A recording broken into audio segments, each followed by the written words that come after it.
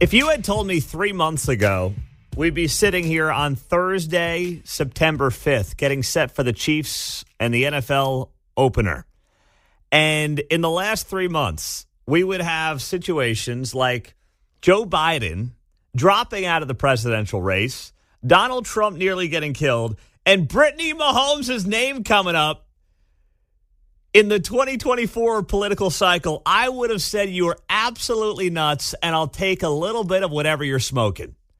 Think about the last 3 months in that context. It is absolutely nuts. And now, of course, we're getting set. Arrowhead Stadium tonight. Chiefs, Ravens. It is the kickoff of the NFL season. But it's not just about the NFL season.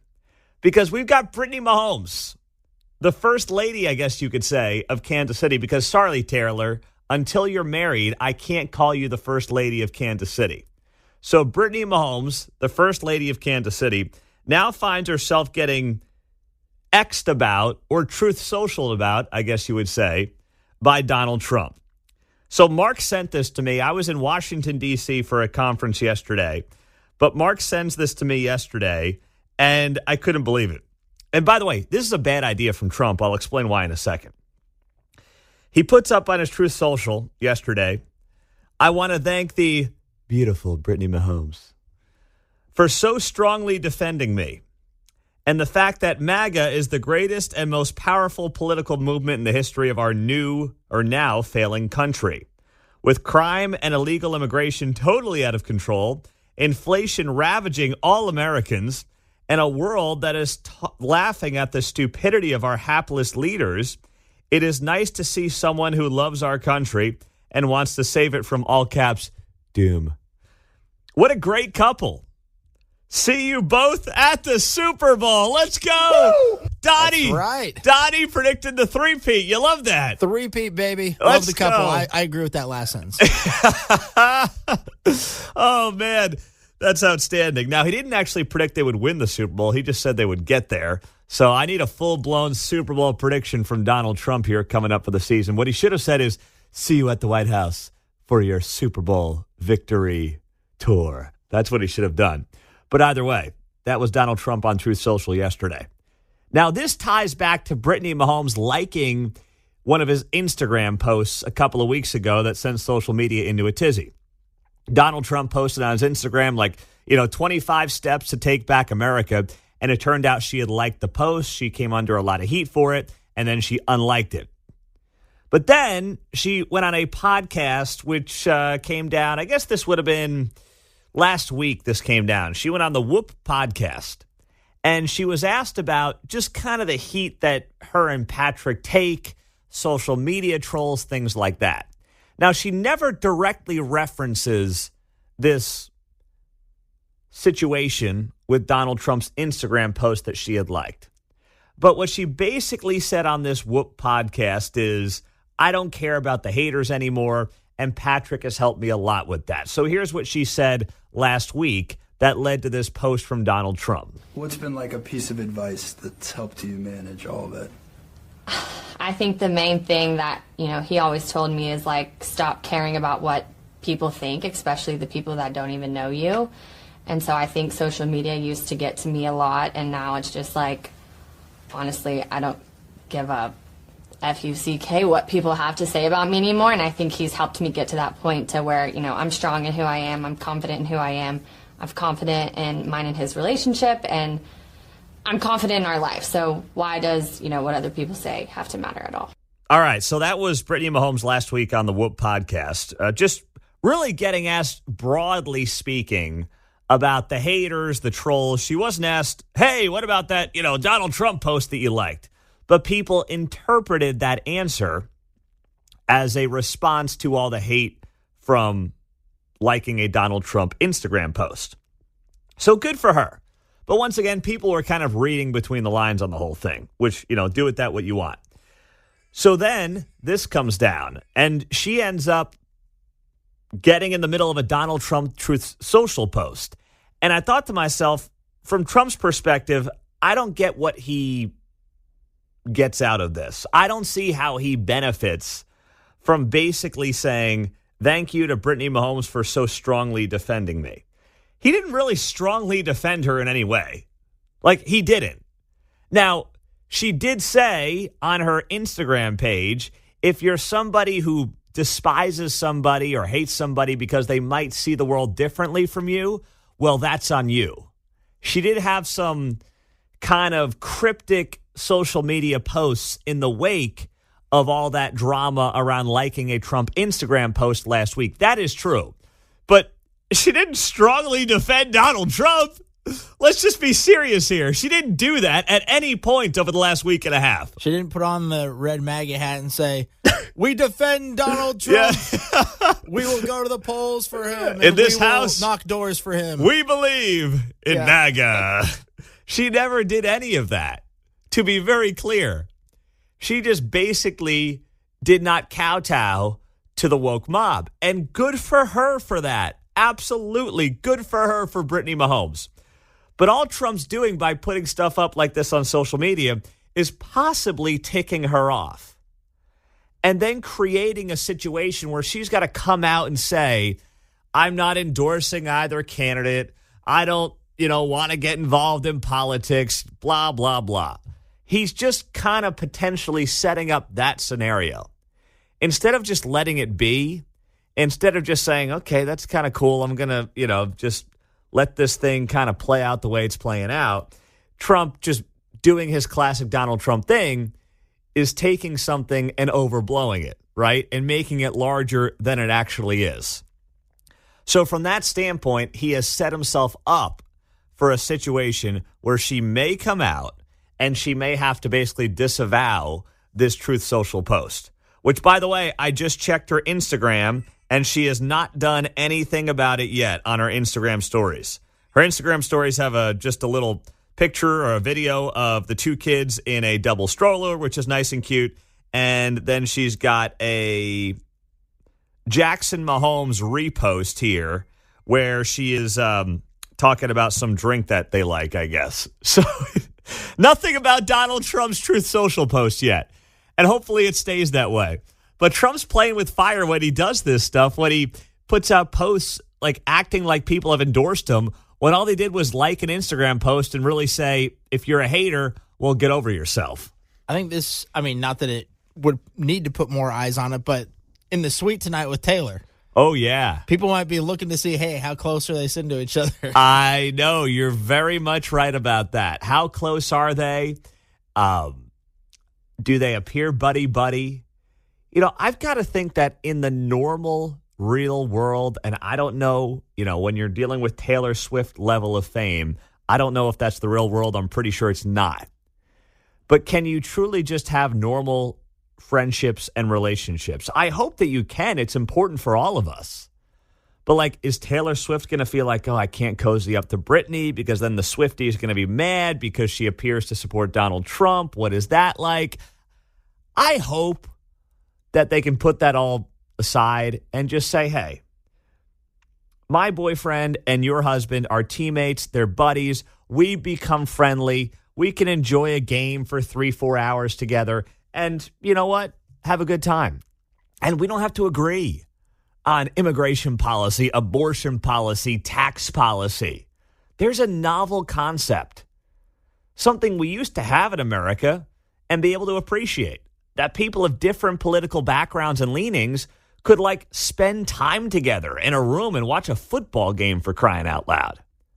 So in many ways, Kansas City can unite America tonight. How about that? Right here at Arrowhead Stadium, we can unite America one friendship at a time between Brittany Mahomes and Taylor Swift. That's what I'm all about. The beautiful Brittany Mahomes. The beautiful Brittany Mahomes. That's right. The beautiful Brittany Mahomes. Oh, she's a real beauty. You got to love it. 913-408-7957. It's good to be back. Thanks to Kevin Keatsman for filling in yesterday after a brief trip to Washington, D.C. I'll tell you more about coming up on KCMO. Kendall Gammon next hour. In the meantime, we have some new information on this school shooting down in Georgia that we'll get to you next on KCMO. We got to be able to watch a football game together, right? Brittany and Taylor watching tonight together, maybe from the suites, Arrowhead Stadium, home of the NFL season opener, Chiefs and Ravens. Mark in Liberty, what's up, my man? Well, good morning. Listen, I agree with you. We should be able to watch a game together if we're on different sides of the political spectrum. However, I do not see that kind of opinion being shared by many on the left. I look at their profile on social media, and they're the ones that have on their no quarter for Trump supporters. They're some of the most vindictive and off-the-rails people I have ever seen. Mark, that is fair, and the data backs it up that Republicans are more likely to have Democratic friends and be willing to have Democratic friends than Democrats are willing to have Republican friends. There's Pew Research. Thank you, Mark. There's Pew Research out there on that. So that's not an unreasonable point to have. And we've gone over that poll before. Pew Research has been doing this poll for like 15, 20 years.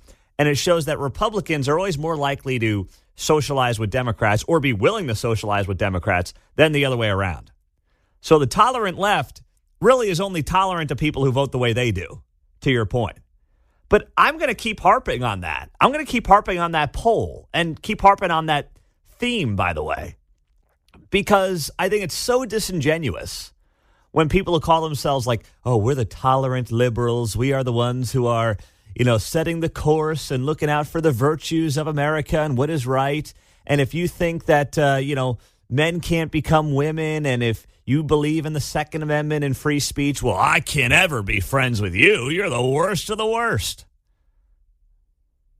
Because they view themselves as kind of holier than thou in a way. I mean, think about how this election is being framed. Voting for them is a vote to preserve democracy. It's not about, hey, my ideas are better than your ideas. Here's why our tax rate should be this versus that. Here's why our policies on, the border, our foreign policy plans and proposals are better than yours. It's like, we're preserving democracy.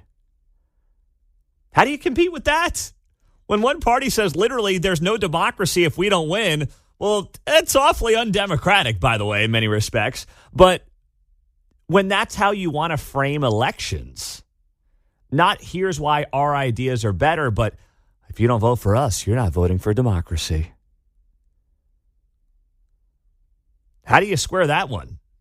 So, Mark, that's a fair point to bring up. And by the way, that's not anecdotal. The data backs that up. And what are one of the big issues they always bring up, by the way, when you had this, holier than thou attitude? Guns, gun control. And we had this tragedy that took place in Georgia yesterday where a 14-year-old opened fire at Appalachia High School in Barrow County, Georgia, killing 4 people, 2 students, 2 teachers, injuring at least 9 when he began shooting at innocent victims inside the school. Now, here's what we now know this morning about this. We know at this point that this individual was on the radar of the FBI since last year after making online remarks. The FBI's Atlanta field office and Jackson County Sheriff's Office said the agency's National Threat Online or Operations Center received an anonymous tip about threats posted online regarding a possible school shooting in May of last year, May of 23. The agencies said the threats contain images of guns. Within 24 hours of receiving the anonymous tip, investigators determined the threats originated in Georgia, and the matter was then referred to the sheriff's office. So then the Jackson County Sheriff's Office located a subject, this 13-year-old male. He was then 13. He's now 14. I'm not going to say his name on the show. I don't like doing that. They interviewed him and his father. The father stated he had hunting guns in the house, but the subject did not have unsupervised access to them. The agency said the boys denied making threats, and authorities alerted local schools to monitor the child. The FBI said at the time there was no probable cause for arrest or to take any additional law enforcement action on the local, state, or federal levels. Well, that is now the 14-year-old who shut up the school yesterday.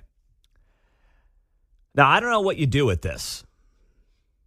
Because if you get tipped off, which, by the way, what do we say to our kids now in schools? We say, hey, if you see something, say something. And seeing something does not just mean physically seeing something. It means seeing something online, seeing things on social media, since that's especially how kids interact nowadays. And in this case, somebody saw something and somebody said something, which is what we want to have happen.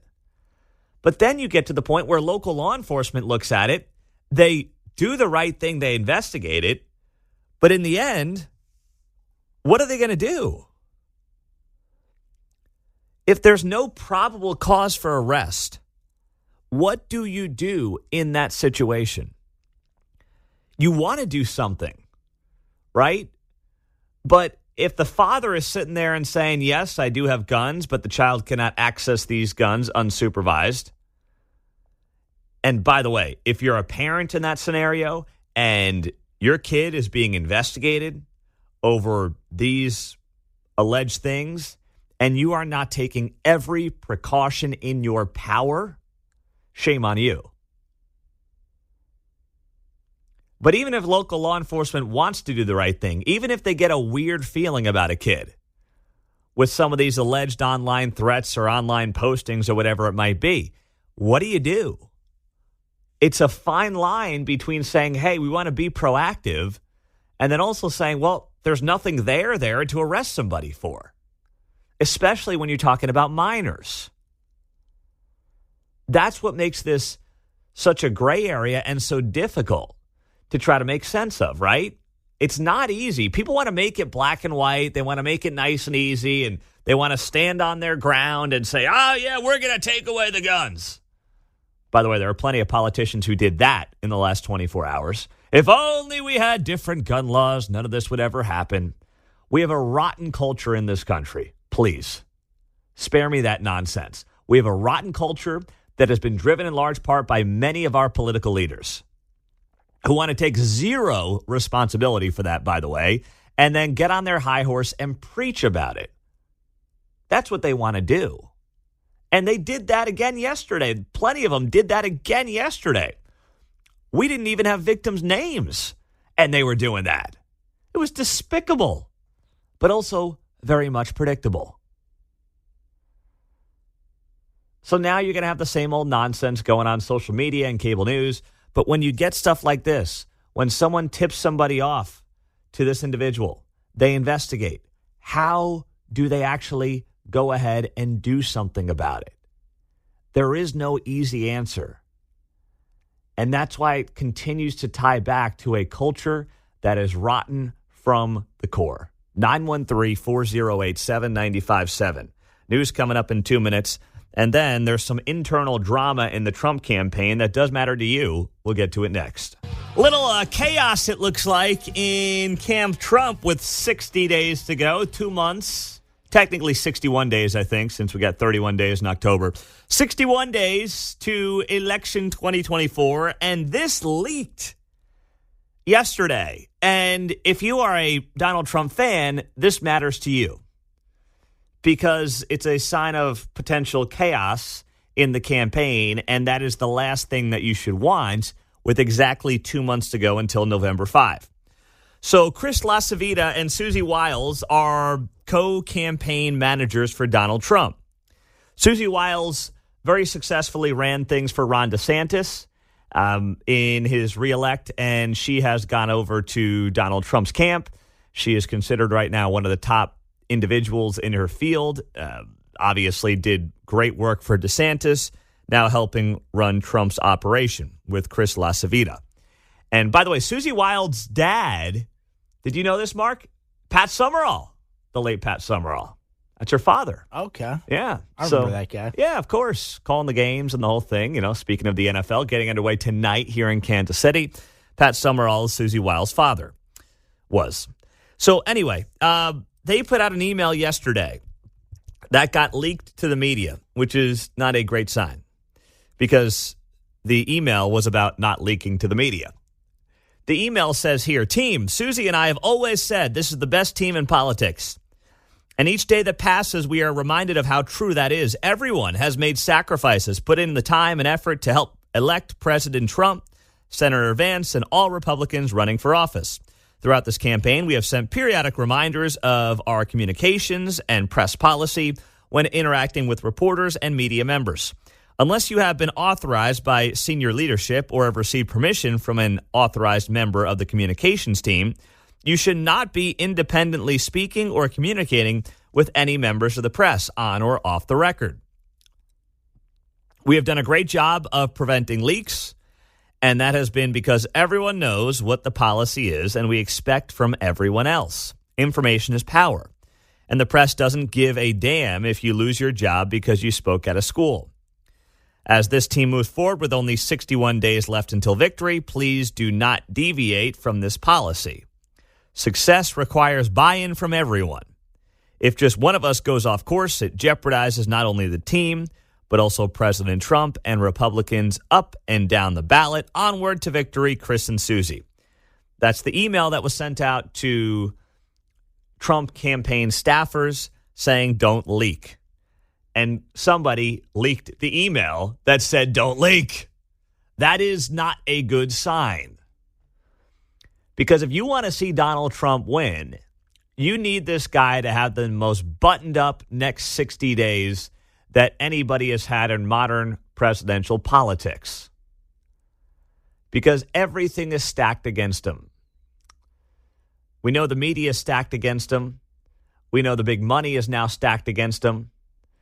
We know that pop culture is eventually going to come out and be stacked against him. We know that the algorithms on Google are going to be stacked against him. We know all those things to be true. So if you're Donald Trump, and you can complain about those things all you want, but it doesn't matter. You're not going to change that in the next 2 months. So instead of complaining about the refs, play the game the refs are going to call. Just like the Chiefs tonight taking on the Ravens. If it becomes very evident early on that Chris Jones is getting held and they're not calling it on the Ravens offensive line, you got to adjust, right? You got to bring the extra man. You got to maybe be a little handsy on the back end with your defensive backs. If they're going to let you play the game that way tonight, then by golly, play the game the way it's being called. Be a little handsy with your defensive backs and your cornerbacks. Same thing for Trump here. You know how the media is going to call the game. You know how your opponents are going to frame this election. So you've got to make sure that you've got the most buttoned-up operation that is sticking to the facts, sticking to the policies, and nothing more, and making it all about that over the next 60 days. That's what you've got to do. We need Trump to get a little handsy out there. I didn't say that. I didn't say that. But you know what? If Trump wants to get a little handsy, I'm okay with that. Okay? Shake hands. That's when he's at his best sometimes, when he gets a little handsy. Yeah. That's all. And Trump doesn't mind playing a little dirty, but smart dirty. That's the thing. Trump's not always smart dirty. Sometimes he's just dirty. Like he likes getting in the gutter. You know, the old Queens, New York guy getting in the gutter. That's not what this moment needs from him. This moment needs, leading up to Tuesday, the most buttoned-up operation and the most buttoned-up candidate we have seen in Donald Trump's 9 years of being a political figure. That's what it's going to take. And there is not just, obviously, a lot on the line for him personally, which we know about. There's plenty on the line for the country. Because this election's not about, like, who's the perfect candidate. There is no perfect candidate. I hate to break it to you. For some of you, that might be news, I guess. Talk about a bombshell. But there is not a perfect candidate. But there are two options. One of these individuals is going to be the next president of the United States. And when it comes to the two options on the table, one, when you look at their track records, is significantly better on policy compared to the other. And if your big advantage is your policy, if your big advantage is what you've actually done on behalf of the American people, well, then that's all. That's the only thing you need to be harping on. That's it. It's really not that difficult. The attacks of 2016 against Donald Trump are not going to work. They're not.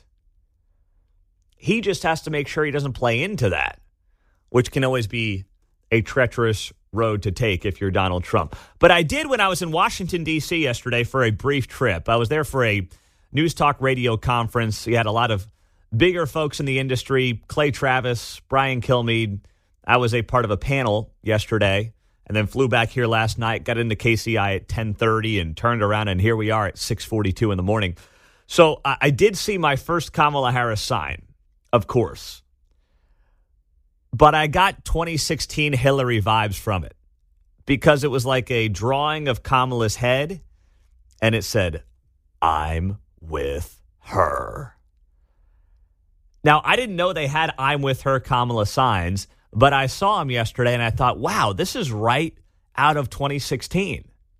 Like, if it didn't have a picture of Kamala Harris, I would have thought that was an 8-year-old Hillary Clinton sign that somebody left up in their yard in Georgetown for the last 8 years because they're still so upset that Hillary lost that election. But I was like, oh, there's the one Kamala Harris sign somewhere in this country. And, of course, it was in Washington, D.C., which votes 90% Democrat when you look at, how the polling results come out around the country. 90% Democrat in that town. And there was only one, by the way. I did a lot of walking yesterday around Washington, D.C., and it was just one Kamala Harris sign. But, of course, it would be there. So I was not at all surprised that I saw one, but it was awkward. And I put a photo up of that on my X and Facebook pages. So if you want to get a little 2016, if you want to throw it back to 8 years ago, Kamala Harris, "I'm with her" signs are apparently alive and well in Washington, D.C. 913-4087-957. Kendall Gammon will be here just after 7 o'clock. Get you set for the game tonight. Chiefs, Ravens, Arrowhead, NFL season kicking off. Mike Golick Jr. will be here just after 9 o'clock. Mark's rocking the Travis Kelce jersey tonight. We'll see if Taylor's got a ring on it. And I do see there are odds out on, like, Taylor Swift. Is she going to be shown half a dozen times, a dozen times? So there's some pretty cool prop bets out there ahead of tonight, because tonight's not just about football. It is also about pop culture. 913-4087-957 as we roll through the 6 o'clock hour. Pete Mundo, good to be back on KCMO Talk Radio 95.7 FM and streaming on the KCMO Talk Radio app. James Carville gets it. That guy's starting to see the light here. He's one of the few reasonable, thoughtful Democrats that still exist in a world of just absolute crazy, and that you can argue is true across the board in many respects. But when it comes to Kamala Harris, James Carville, famous Democratic strategist, by the way. He's the guy who gets all the credit for Bill Clinton's successful 2-term presidency in the 90s, longtime Democratic strategist. And the other thing about him is he's a good old Cajun boy. He's not one of these California or New York elites. So he has some of the pulse of where normal Americans are at. And he's been warning the Democrats for a long time that, listen, you're going too far out there to the left. You are. So he wrote a piece here in the New York Times headlined, "Kamala Harris's Best Strategy to Defeat Donald Trump." And he has 3 bullet points here. And he's not wrong on these bullet points. He's not. And that's why if you're Donald Trump, you got to have everything buttoned up for Tuesday, because the more we realize Kamala Harris is not going to expose herself to any kind of press conferences, any kind of real media interviews, unfortunately, the more likely it is everything is going to come down to Tuesday night. The election or the debate on Tuesday night is going to potentially determine this election. And I don't like the idea that the American people have one night to really try to learn about, especially one of these candidates. But that's how this thing is shaping up. You would think that at some point, the American electorate would be offended by the fact that one of their major political candidates won't even talk to the media, which is supposed to be a liaison between, politicians and the people. But I'm not convinced that's going to happen. It should happen. I mean, Kamala Harris, if nothing else, should be punished by the American voter for having such little respect for them. But in a hyper-partisan environment that we find ourselves in, that unfortunately is unlikely. So with that being said, James Carville writes here, one of the things that Kamala Harris needs to do is help Mr. Trump hurt himself. She said, or he wrote here, if there's one thing Americans love, it's a train wreck. That's why we're addicted to Dance Moms and the Real Housewives franchise. Just over 2 months ago, we witnessed one in real time, and it led to the humane revolt against a sitting president's re-election campaign by his own party, referring to Joe Biden. I guarantee a lot of voters are salivating for a second round, only this time Mr. Trump must be the train wreck, and it's on Ms. Harris to lay the tracks. I've always believed that one good joke is worth 100 fact checks. By and large, Ms. Harris is diverging from the normal fear-provoking way of going about Mr. Trump. Instead of building him up as a threat to America, she's getting voters chuckling and nodding by saying of the former president and his crew, they are out of their minds. People smile when they think a politician has her opponent's number. And they like that she's calling him weird and unserious and painting a broader picture of Mr. Trump as a tired old man. And we already have some indication her team is prepping her to do just this. Now, that's a good approach, actually. If Trump comes off like the old curmudgeon guy and she's like, oh, Donald, Donald, we've seen this act before, Donald. Oh, those days have come and gone. That was cute 8 years ago, Donald. You call me whatever nickname you want. But it's time for a serious person at a serious time in American history. That's actually a good idea from James Carville. Here's the question. Can Kamala Harris pull that off? And the answer is a resounding no. Barack Obama could pull that off. Joe Biden, before he lost his mind, could pull that off to a degree. I have zero confidence. And if I was running Kamala Harris's campaign, I'd have zero confidence that she could pull that off. She cannot go off script. She literally can't do it. This was her yesterday at a campaign rally. But listen,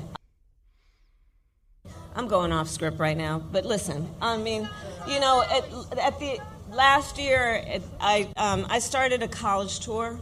Huh? And I traveled our country meeting with our young leaders, right? And so it was college-age young leaders. So I did trade schools, colleges, universities, community colleges. By the way, I love Gen Z. I just love Gen Z. I love Java and the college tours, and I love me some Gen Z. Yeah, I'm not worth your Red Lobster money. Yeah. Oh, I love me some Gen Z, says Kamala. Man, I don't know what she's going for there. And trust me, I've listened to Donald Trump for 8 years, so I get tangents, but her tangents don't even connect to each other.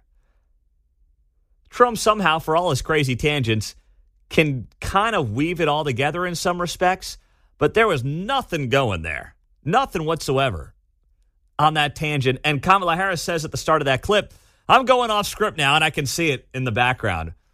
Her campaign managers and handlers are like, no, don't do it, not stop. How dare you? So do I have any confidence standing there in front of 75 to 100 million people next Tuesday that she's going to be able to have that Ronald Reagan, Barack Obama kind of twinkle in her eye as she goes, oh, Donald, and tries to make him out to be the angry old guy who wants to go back, in her words, air quotes, while she's the one who's going to bring the country forward?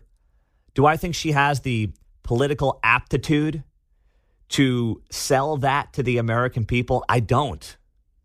And that's the problem.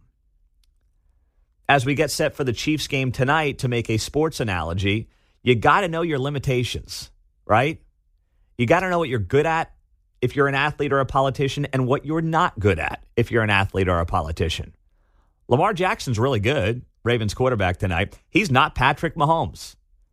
He does not have the accuracy of Patrick Mahomes. He does not have the pocket awareness, the presence of Patrick Mahomes. So you've got to draw up a different playbook if you're Jim Harbaugh than you do if you're Andy Reid, based on the limitations that you have at that position. And Lamar's he's great. He's an MVP guy, but he's not Mahomes. And Kamala Harris is not even close to being a Barack Obama. And that's where her team's going to have a very tough time pulling something like this off and helping Donald Trump hurt himself, especially with the mics muted. And that is why a new report dropped from ABC last night that they are still, with just days to go, pushing and trying to get Donald Trump and his team to agree to unmuted mics.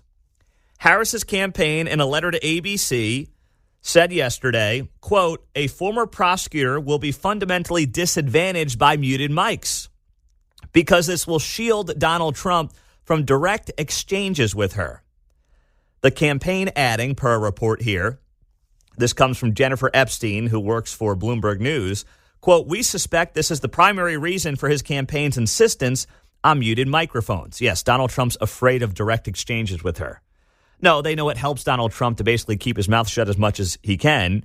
And the fact that her campaign is talking about shielding anybody from anything when she has shielded herself from the media for the better part of 6 weeks now is laughable. Absolutely laughable. Please spare me that one. Some breaking news at 7:22 on a Thursday. Here on KCMO, private sector payrolls grew at the weakest pace in more than 3.5 years in August. This from CNBC, providing yet another sign of a deteriorating labor market. Companies hired just 99,000 workers for the month, less than the downwardly revised 111,000 in July, and below the Dow Jones consensus forecast for 140,000. So this news just breaking here in the last 5 minutes. Looking at this right now on CNBC. August, the weakest month for job growth since January of 2021. That was, I don't want to say peak pandemic, but we were still 8 months into dealing with COVID, figuring out how to get out of it and how to handle it. Labor market was still shaky. So that's another tough sign for Kamala Harris, who is trying to run this campaign as if she has not been in charge of anything for the last 3.5 years, but obviously has been Joe Biden's number two. And this comes just weeks after you had that jobs report for the last year get revised down 1 million jobs, the biggest downward revision in a generation. So this is the reality right now. This is what normal people are seeing and dealing with on Main Street. And now you're actually having these numbers showcase what many of us have been seeing on the ground. Not those frosty, lofty numbers that were getting promoted and talked about for the better part of 6 months and then would get revised and nobody would talk about the revision. Now the rubber's hitting the road and you're starting to see these numbers come in basically where people would expect them to come in. So that news just coming down here on KCMO Talk Radio. Now, in the meantime, on the political front, Nate Silver, 538, he put this out late last night. He now has Donald Trump with a 58% chance of winning and getting the 275 electoral votes. Nate Silver is a guy who is kind of like a stats guru. He's not affiliated with any news network. He's just built this brand of being a guy who analyzes the data. He does this in not just politics, but also sports.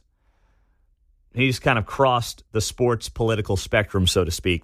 And he just reads the data and analyzes the data and then puts percentage chances on the data based on what he's seeing out there by using multiple polls, putting it together into a system, and basically spitting out a percentage chance of who's going to win. So he's got Trump up to 58% chance of winning the Electoral College. Now, what's interesting is he's got Kamala Harris with a 58% chance to win the popular vote.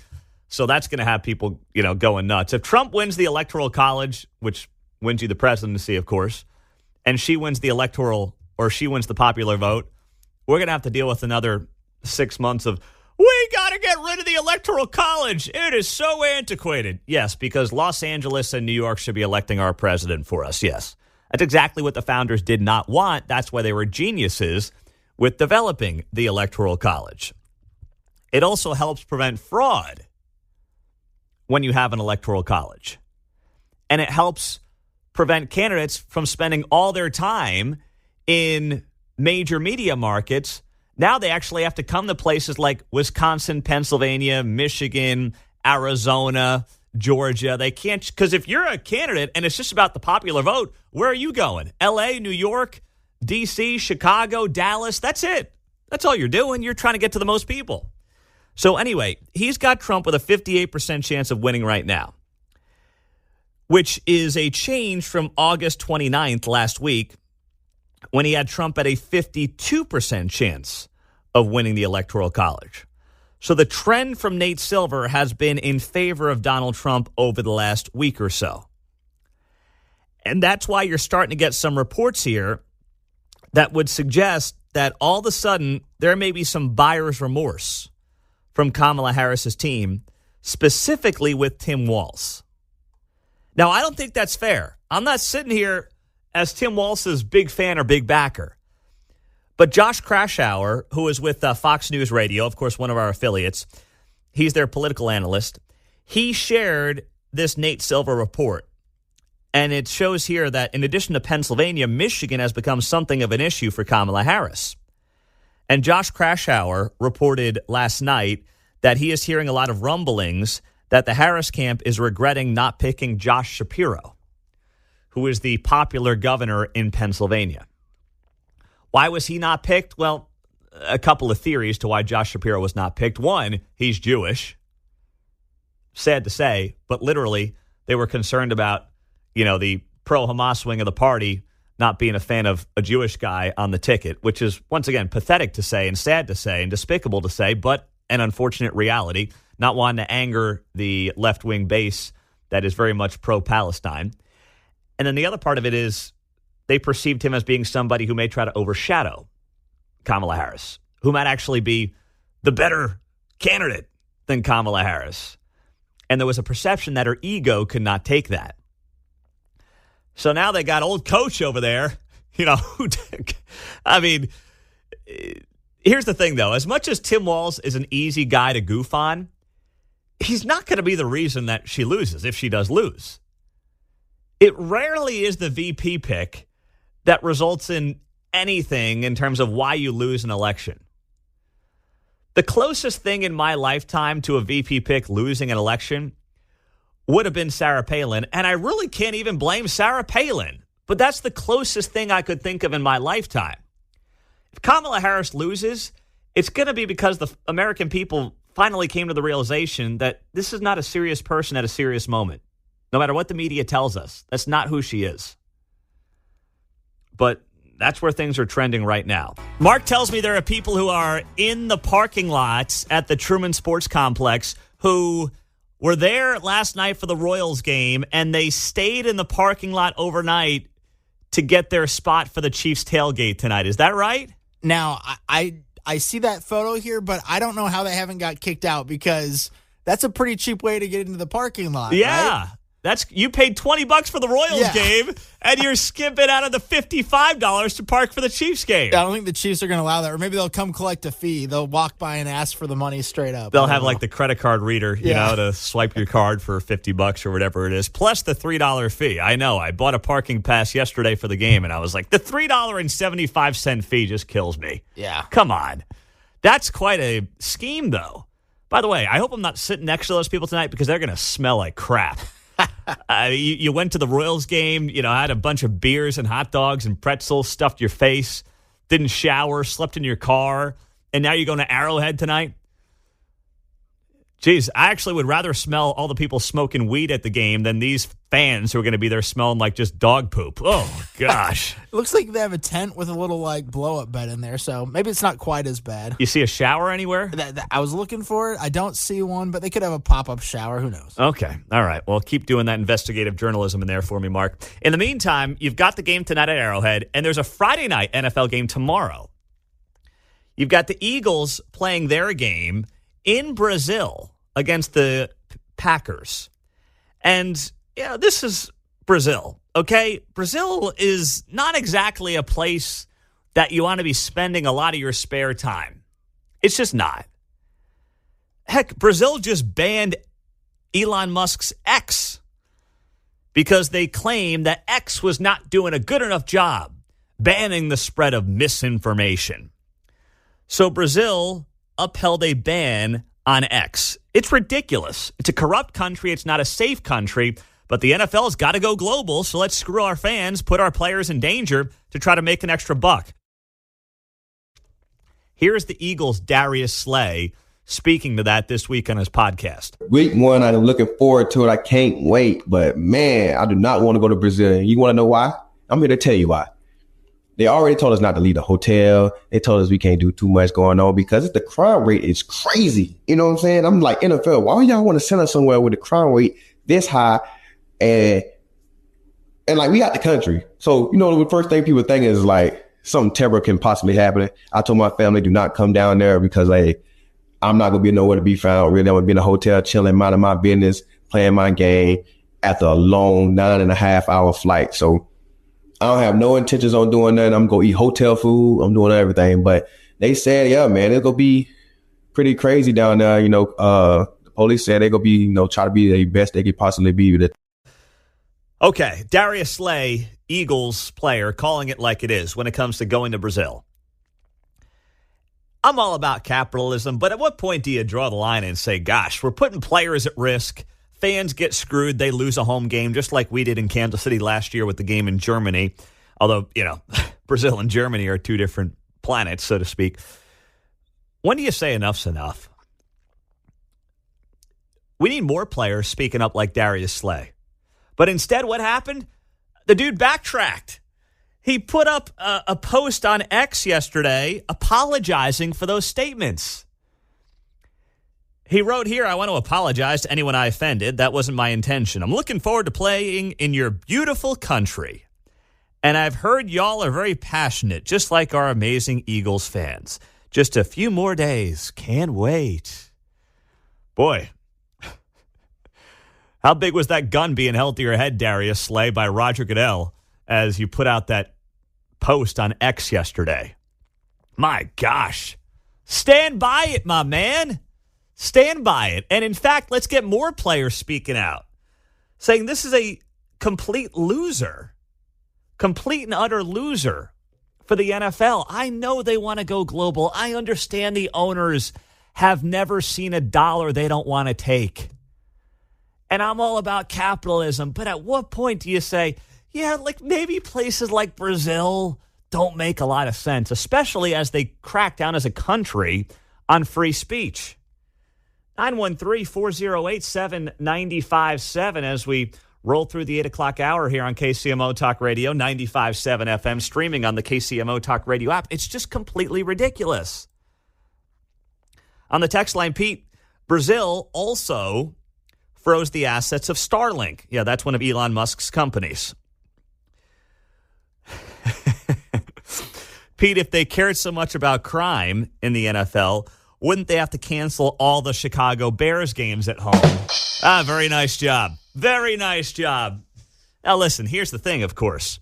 When it comes to these games, because you could make the same joke about Kansas City to some extent, I feel very safe going out to Arrowhead Stadium. I'll be there tonight because it's its own little island, right? I mean, it's not like walking through a city or walking through downtown to go to a theoretical Royals game if they were to be at a downtown ballpark. That would theoretically be more of a concern than being at the Truman Sports Complex, where you've got half of the Kansas City, Missouri Police Department, guiding you, doing traffic control. And then once you get in there, it doesn't really matter where you're at. You're, for the most part, pretty protected. But that was a good joke. Any dig at Chicago, I'm totally good with. I'm down for that. I thought that might have been Ray texting in. Very possible. Chicago's own Ray Stevens, our midday host, 10 to noon on KCMO. So I know many of you are going to be out there tonight. I'm looking forward to being out there. I'll be out there with Kate. So if you see us, say hello. We'll be in our Chiefs red like, 76 other thousand people. So not exactly looking to stand out tonight. Yeah, I'll look for you on the TV. You'll be the one wearing red. I'll be the one wearing red, yes. I'll have a Chiefs Kingdom shirt wearing red. So keep an eye out for me there, Mark. And I told you a couple weeks ago, I did get the invite to the suite next to Taylor Swift, but I was telling the folks who were in the suite, I said, I'm only coming if I can be with Kate. What am I going to do? Leave her in our seats? Like go to the suite and drink and look at Taylor Swift? That's kind of weird anyway. So then they said, okay, two of you can stop by. I said, fine, we'll stop by. But I like watching games from the stands. That's what I like doing. It's just not, you get into that whole suite mentality and people are talking, they're not focused on the game. I like sitting in the stands, man of the people, watching the game and just taking it all in. But out of courtesy, maybe I'll stop by And maybe I'll bring a MAGA hat and try to give it to Taylor, too, if I can, like, reach over to the next suite or something like that. The best thing about the suite is the free drinks. So maybe grab a free drink while you're in there. Yes. You're absolutely right there, Mark. Now you gave away the whole point of me going to the thing, all right? That's the secret. You go to say hello. Yeah, sure, I'll stop by. I know. Hey, everyone wants to say hello, blah, blah. Oh, yeah. Carry that drink out, and away you go. That's the whole point of why I was going, Mark. So thanks for rolling me under the bus. I appreciate that. It's all good. They know. They know. You're right. They do know. And if I can get a little common sense into Taylor, boy, I'm having a good night. We'll see if I can make it happen.